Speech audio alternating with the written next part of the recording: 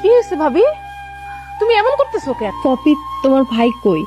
একটা খুশির খবর আছে, তুমি তো ফুপি হইতে যাইতাছো। আব্বা, কি রে মা, কি হয়েছে? চিল্লাইতেছিস কেন? তুমি দাদা হইতে চাইতাছো, তাড়াতাড়ি মিষ্টি নিয়ে আসো। কি কইলি? আমি আমি দাদা হইতে যাইতেছি। কি হয়েছে তোমার? আমাদের বাবু আইতাছে।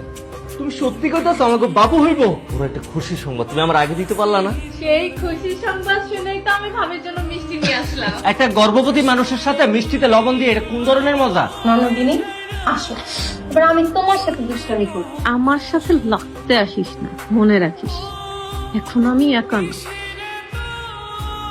আব্বা, খুশির দরজা খুলতেছে না কেন? ও তো কখনো এরকম করে না। আসল খুশি, সেই কতক্ষণ ধরে আমরা দরজা ধাক্কা ধাক্কি করতেছিলাম, আমরা সবাই চিন্তায় পড়ে গেছি না? আরে এখানে পুরুষ মানুষের জুতা এলো কই থেকে? এই যে ঘরের মধ্যে কে আসছিল? আসলে তো এই লোক ঘরের মধ্যে আসতো কেমনে? বিশ্বাস করো, আমি না কিছু জানি না।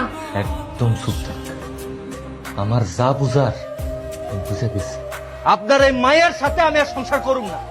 আমাদের সংসারে আসার পর থেকে এই সংসারটা জ্বালায় পুরো শেষ করে দিচ্ছে। আপনার মাইয়া একটা অসতী, পেটে বাচ্চা নিয়ে পরকিয়া করে ধরা পড়ছে। মাসুদ, মুখে লাগাম দিয়ে কথা কও। তোমরা সবাই মিলে আমার মেয়েটারে হাসাইতেছ। আমরা কোনো চক্রান্ত করি নাই।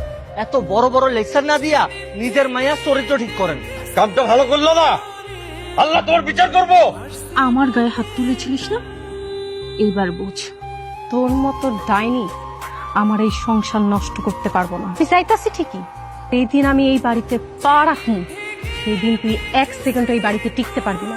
এই অমানুষের বাচ্চা, তুই আবার এখানে কেন আসছিস? কি চাই আমার এখানে?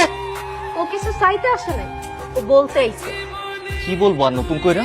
এই বলতে আইছে সেই দিনে সেই ঘটনাটা পুরোটাই নাটক ছিল, যার পরিচালক ছিল তোমার বোনের জামাই আর এই কাল নাগিনী জারিফা। আমার সংসারে আগুন লাগানোর জন্য তুই অনেক কষ্ট করছিস জারিফা, এখন আবার আমার স্বামীরে বিয়ে করতে যাইতে চাইতাস। খুশি, আমি অনেক বড় ভুল করে ফেলেছি।